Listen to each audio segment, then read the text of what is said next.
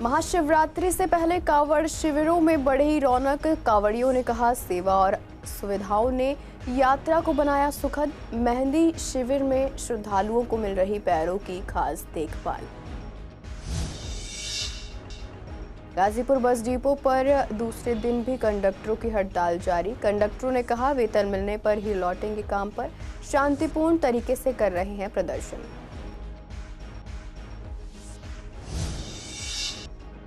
आवारा कुत्तों को लेकर सुप्रीम कोर्ट सख्त। पूर्वी दिल्ली में लोगों ने बताई आवारा कुत्तों से जुड़ी परेशानियां। कहा, लोग सड़कों पर जगह जगह डाल देते हैं खाना।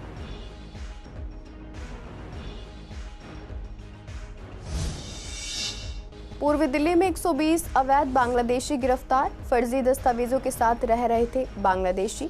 नदी और सीमावर्ती रास्तों से भारत में घुसे थे।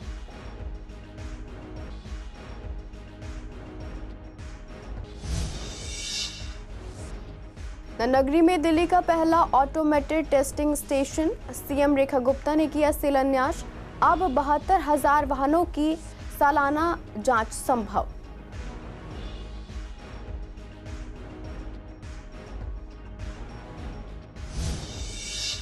नमस्कार, आप देख रहे हैं सीसीएन डिजिटल। मैं हूं आपके साथ शिवानी तिवारी। स्वागत है आपका हमारे खास कार्यक्रम पूर्वी दिल्ली खास में। बुलेटिन की शुरुआत करते हैं कुछ खास खबरों के साथ। महाशिवरात्रि में अब सिर्फ एक सप्ताह बाकी है और दिल्ली के अलग अलग इलाकों, खासकर बॉर्डर से सटे शिविरों में कांवड़ियों की भीड़ बढ़ती जा रही है। दिल्ली सरकार भी कांवड़ियों के भव्य स्वागत और बेहतर व्यवस्था के लिए तैयारियों में जुटी है। हमारे संवाददाता ने पूर्वी दिल्ली के बॉर्डर के पास स्थित एक कांवड़ शिविर का दौरा किया। वहां मौजूद भोलेनाथ के भक्तों ने बताया कि इस बार की यात्रा उन्हें बेहद सुखद लग रही है। उन्होंने कहा कि शिविर में भोजन, दवाई, आराम और सफाई की व्यवस्थाएं पहले से कहीं बेहतर हैं। शिविर के कार्यकर्ताओं ने बताया कि यमुना पार में मेहंदी शिविर के नाम से भी जाना जाता है, क्योंकि यहां भक्तों के पैरों में खास तौर पर दवा और मेहंदी लगाई जाती है ताकि उन्हें थकान से राहत मिले और पैरों के छाले ठीक हो सके। ये सिर्फ एक शिविर की बात नहीं है। शाहदरा रोड पर बने बाकी शिविरों में भी श्रद्धालुओं की भारी भीड़ देखी जा रही है। हर जगह भोलेनाथ के जयकारों, भक्ति गीतों और सेवा भावना से पूरा माहौल भक्तिमय हो गया है। हम 29 तारीख को चले थे। कहाँ जा रहे हो? दिल्ली पालम। पहले दर्द हो रहा था, छाले हो रहे थे, अब थोड़ा सही लग रहा है। 14 कब उठाई थी कांवड़? मैंने 11 को दिल्ली में कहाँ पर? गोकुलपुरी। कैसे लग रहा है यहाँ की व्यवस्था है, क्या है? सही। ये भोलों के पैरों में मेहंदी लगा रहे हैं। इस मेहंदी के अंदर नीली दवाई मिली हुई है। ये भोलों को काफ़ी राहत मिलती है इससे। जो पैरों में छाले होते हैं, दर्द होती है, उसको काफ़ी ज़्यादा रिलैक्स मिलता है इससे। ये संस्था ने योजना बनाई है इस चीज़ की? ये शुरू से हमारा पंडाल जो है वो मेहंदी के लिए और सेवाओं के लिए काफ़ी फेमस है। ये पंडाल यहाँ पे शुरू से ही, जब से पंडाल लगा तब से मेहंदी की सेवा, ये सारी सेवा चलती है। पूर्वी दिल्ली के गाजीपुर क्लस्टर बस डिपो में बसों के कंडक्टरों ने वेतन न मिलने को लेकर दूसरे दिन भी हड़ताल जारी रखी है। कंडक्टरों का कहना है कि उन्हें पिछले 3 महीनों से वेतन नहीं मिला है, जिससे उनका घर चलाना मुश्किल होता जा रहा है। प्रदर्शन कर रहे कंडक्टरों ने कहा कि जब तक उन्हें उनका बकाया वेतन नहीं मिल जाता, वे काम पर वापस नहीं लौटेंगे। सरकार और ठेकेदार से कई बार बातचीत हो चुकी है, लेकिन हर बार सिर्फ आश्वासन ही मिला है। कंडक्टरों का ये भी कहना है कि वे शांतिपूर्ण तरीके से प्रदर्शन कर रहे हैं और वेतन मिलने तक ये प्रदर्शन जारी रहेगा। अधिकारी बोल रहे हैं कि हमारे पास कोई पैसा नहीं है और पीछे ट्रांसपोर्ट मिनिस्टर हमें पैसा नहीं दे रहा है। हमें ये नहीं पता कि तुम्हारा पैसा हम 2 दिन में देंगे, 10 दिन में देंगे, 6 महीने देंगे। हमारे पास कोई भी ऐसी इन्फॉर्मेशन नहीं है जो हम आपकी सैलरी रिलीज करें। तीसरा महीना चल रहा है, प्रॉपर 2.5 महीने हमने काम कर चुके हैं। 2.5 महीने के बाद हमने कल से और आज हमने प्रोटेस्ट कराया कि भाई हमारी सैलरी तो जब हम काम पे जाएंगे, उससे पहले हम नहीं जाएंगे। दिलशाद गार्डन से हमारा यहाँ ट्रांसफ़र हुआ था, यहाँ नया डिपो खुला था, मैं यहाँ पर ज्वाइन किया गया। सीमापुरी डिपो बंद हो गया, राजघाट बंद हो गया, किसी की सैलरी नहीं आई है। और प्लस हम तो 240 गाजीपुर के, बाकी टोटल 4000 कर्मचारी हैं जो डिम्स के अंडर काम करते हैं पैराग्रीन के थ्रू। बेरोजगार हो गए। 533 बस पे जितना स्टाफ था सब बेरोजगार है। प्लस हमारी सैलरी 2.5 महीने से नहीं आई है, वो अलग है। सीधा सीधा उन्होंने कह दिया हमारा पैसा ट्रांसपोर्ट मिनिस्टर नहीं दे रहे हैं, हमारे पास कोई पैसा नहीं है और जब तक हमारे पास पैसा नहीं आएगा हम कोई पैसा रिलीज नहीं करेंगे। तुम्हारा आप 2 दिन बैठो, 10 दिन बैठो, 6 महीने बैठो, कोई पैसा नहीं है हमारे पास तुम्हारा। आगे की क्या रणनीति होगी?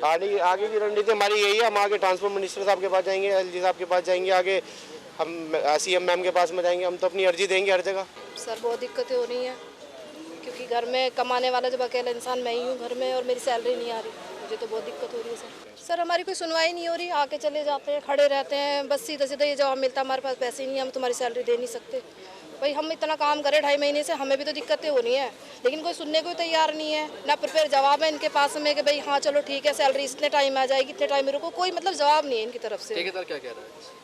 कुछ नहीं, वो तो आया ही नहीं है, बस एक बंदा आता है वो बोल के चला जाता है भाई अभी सैलरी का कोई जुगाड़ नहीं है, आप अगर ऐसा कुछ करोगे तो आपको ही हानि होगी इस चीज़ में, आपका नुकसान है इस चीज़ में, बस यही चीज़ें बताते हैं वो। मतलब हमारी तरफ से उन्हें कोई सहानुभूति नहीं है। तो बहुत प्रॉब्लम हो रही है सर, हर चीज़ के लिए प्रॉब्लम हो रही है। तो सैलरी नहीं है, कुछ नहीं है, तो किराया भाड़ा रेंट पर रहते हैं, बच्चे हैं, ट्यूशन फीस स्कूल फीस वगैरह है, तो कहाँ से देंगे हम जब सैलरी नहीं होगी तो। और इतना किराया मतलब सब चीज़ बहुत ज़्यादा प्रॉब्लम हो रही है सैलरी की वजह से। कितने से कितने बजे तक शिफ्ट लगती है आपकी यहाँ? 7 से 3। आश्वासन ये दे रहे हैं कि जब हमें सैलरी मिलेगी, हमें पीछे से पैसा मिलेगा तो हम तुम्हें देंगे, तुम कंटिन्यू काम करते रहो। अगर सरकार पैसा रिलीज नहीं करेगी तो उसके बाद क्या आपका रणनीति होगी, क्या कहेंगे आगे? सर पहले हमें सैलरी मिलेगी तभी तो आगे काम करेंगे, जब सैलरी नहीं मिलेगी तो कहाँ से बच्चे पालेंगे हम, हमारे बच्चे छोटे छोटे बच्चे प्रॉब्लम हो रही है। आवारा कुत्तों को गली मोहल्लों में खाना खिलाने के मामले पर सुप्रीम कोर्ट में अहम सुनवाई हुई, जिसमें कोर्ट ने साफ कहा कि जो लोग कुत्तों को खाना खिलाना चाहते हैं वे उन्हें अपने घर में क्यों नहीं रखते, क्योंकि गली चौराहों को कुत्तों के लिए नहीं छोड़ा जा सकता।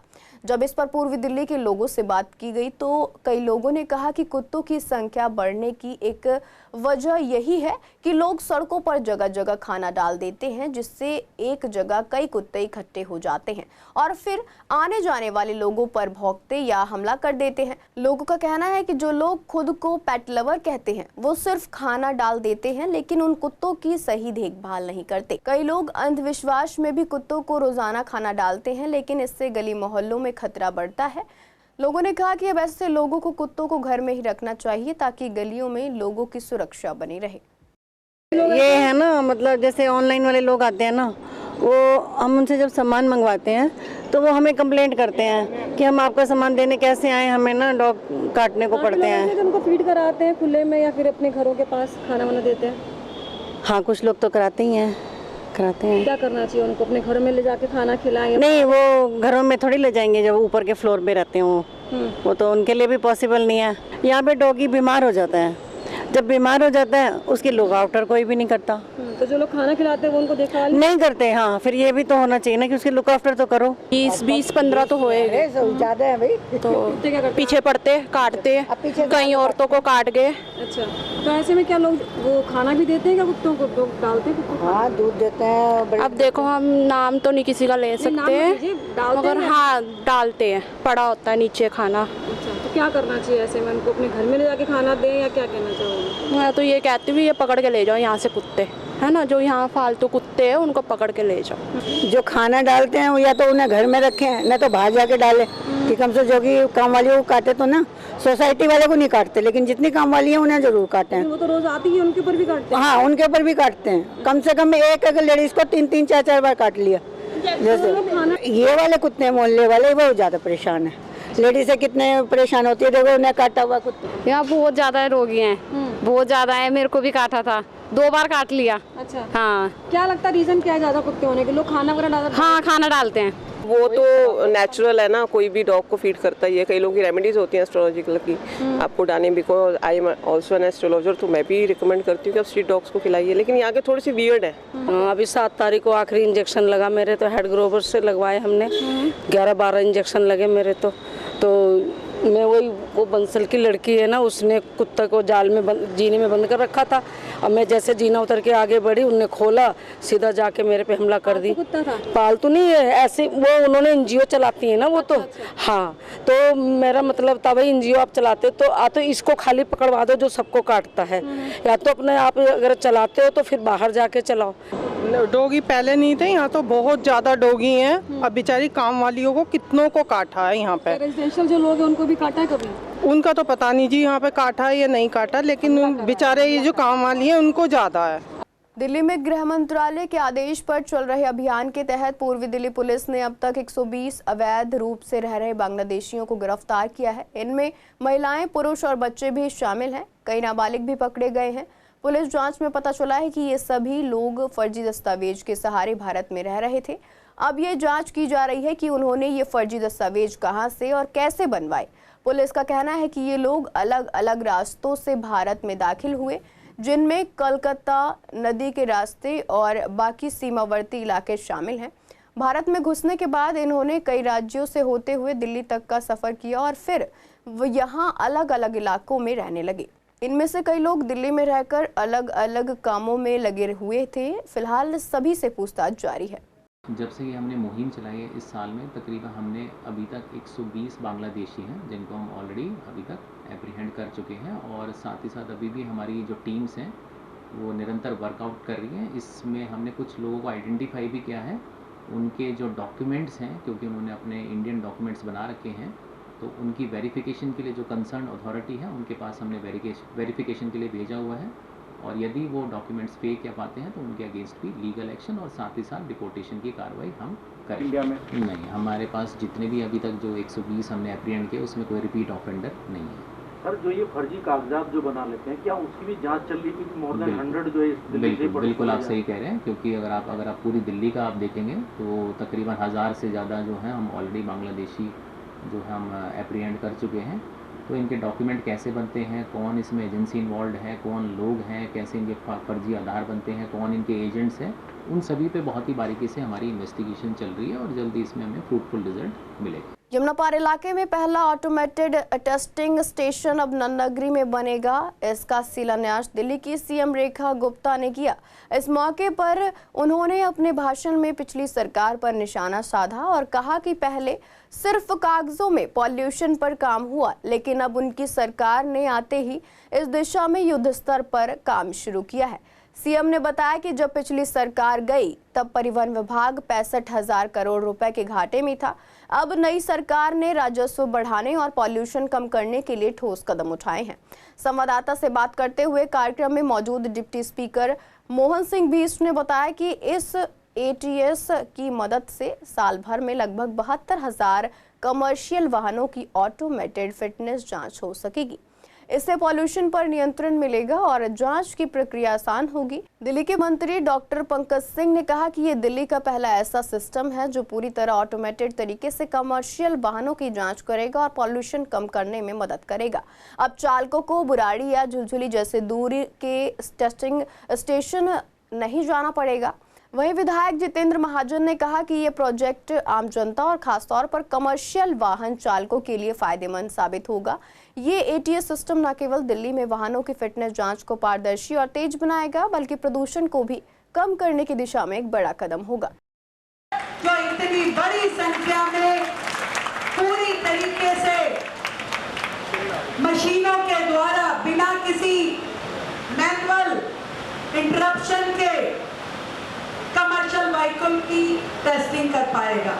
ना, निश्चित रूप से एटीएस से बहुत से ऐसे फ़ायदे होने जो दिल्ली का रेवेन्यू था, जिसकी एटीएस की वजह से लोग अपने गाड़ियों के फिटनेस के सर्टिफिकेट दूसरी जगह पे लेते थे। यदि ऐसे सेंटर खुलने से निश्चित रूप से रेवेन्यू भी मिलेगा, समय भी बचेगा और लोगों को रोजगार भी मिलेगा। दिल्ली की सुविधा के लिए ये काम किया जा रहा है और दिल्ली को इसका सुविधा मिलेगा। ऑटोमेटेड मशीन चलेगी यहाँ पे और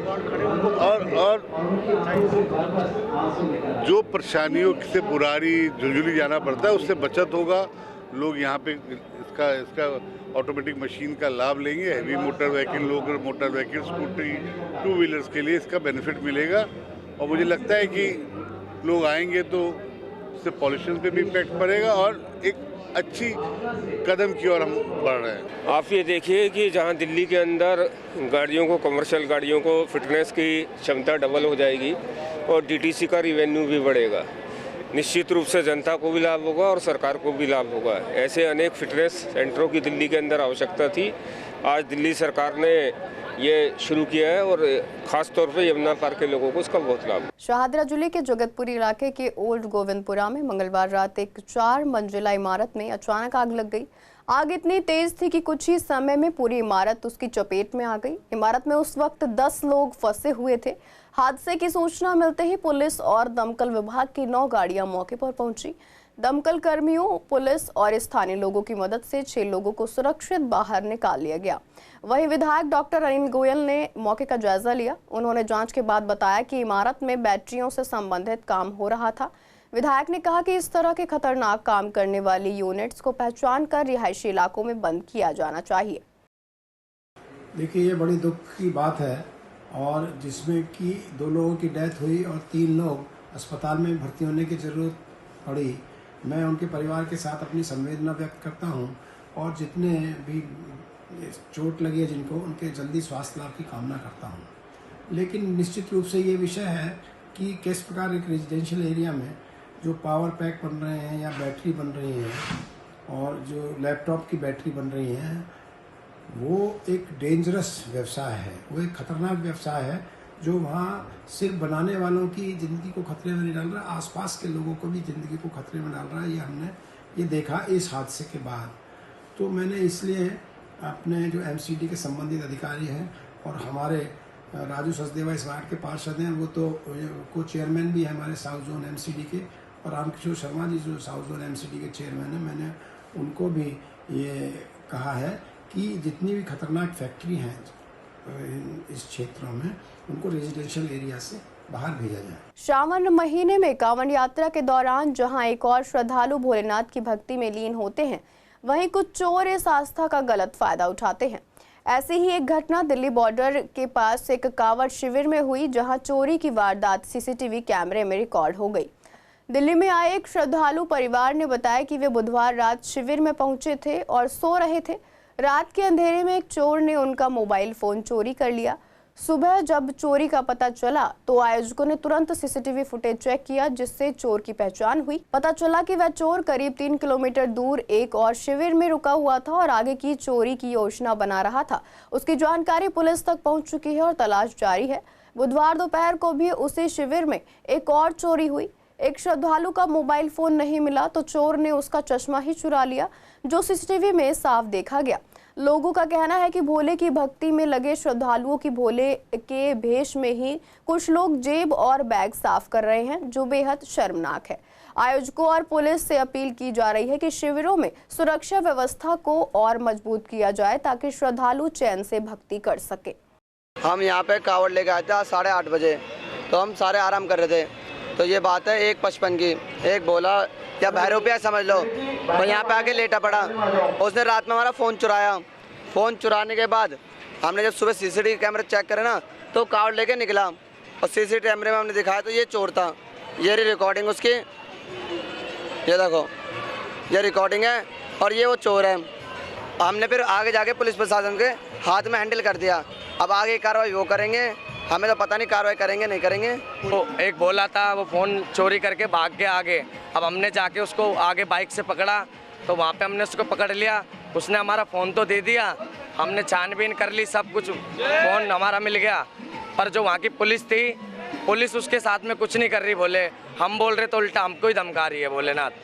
भजनपुरा पुलिस ने तेजी से कार्रवाई करते हुए एक महिला से स्नैचिंग करने वाले एक कुख्यात अपराधी को कुछ ही घंटों में गिरफ्तार कर लिया। आरोपी से महिला का छीना गया मोबाइल फोन, बैग और जरूरी दस्तावेज बरामद किए गए हैं। जब एक 27 साल की महिला यमुना विहार स्थित रक्त संग्रह केंद्र की ओर जा रही थी, तभी एक अज्ञात व्यक्ति मोटरसाइकिल पर आया और उसका बैग छीनकर भाग गया। बैग में मोबाइल, नकदी और अहम कागजात थे। मामले की रिपोर्ट मिलते ही भजनपुरा पुलिस ने केस दर्ज कर जांच शुरू कर दी। थाना प्रभारी नरेंद्र कुमार की निगरानी में पुलिस टीम ने तेजी से काम किया। सीसीटीवी फुटेज और खुफिया जानकारी की मदद से आरोपी को जल्द ही पकड़ लिया गया। आरोपी की पहचान आमिर के रूप में हुई है। पूछताछ में उसने जुर्म कबूल किया और बाकी मामलों में भी शामिल होना बताया। वह पहले भी झपटमारी, चोरी और डकैती के 7 मामलों में शामिल रहा है। मामले की आगे की जांच जारी है। करावल नगर इलाके से बुधवार को एक 14 साल का लड़का लापता हो गया था। उसके पिता ने रात करीब 10:30 बजे थाना करावल नगर में बेटे के अपहरण की सूचना दी। उन्होंने बताया कि उनका बेटा शाम करीब 4:30 बजे ट्यूशन पढ़ने गया था, लेकिन वापस नहीं लौटा। मामले की गंभीरता को देखते हुए पुलिस ने तुरंत कार्रवाई की और अपहरण का केस दर्ज किया। इंस्पेक्टर विपिन यादव के नेतृत्व में एक टीम बनाई गई, जिसमें एएसआई, हेड कांस्टेबल और कांस्टेबल शामिल थे। टीम का संचालन खजूरी खास एसीपी विजयपाल सिंह के पर्यवेक्षण में हुआ। जांच में पता चला कि लड़का कानपुर के पास है। टीम को तुरंत कानपुर भेजा गया और स्थानीय रेलवे पुलिस से संपर्क किया गया। पुलिस की तेजी और समन्वय से लड़के को कानपुर सेंट्रल रेलवे स्टेशन से सुरक्षित बरामद कर लिया गया है। फिलहाल लड़का सुरक्षित है और आगे की जांच जारी है। पुलिस ये पता लगाने में जुटी है कि वह इतनी दूर कैसे पहुंचा और उसके पीछे किसका हाथ हो सकता है। फिलहाल के लिए पूर्वी दिल्ली खास में इतना ही। ऐसी तमाम अपडेट्स के लिए बने रहिए CCN डिजिटल के साथ।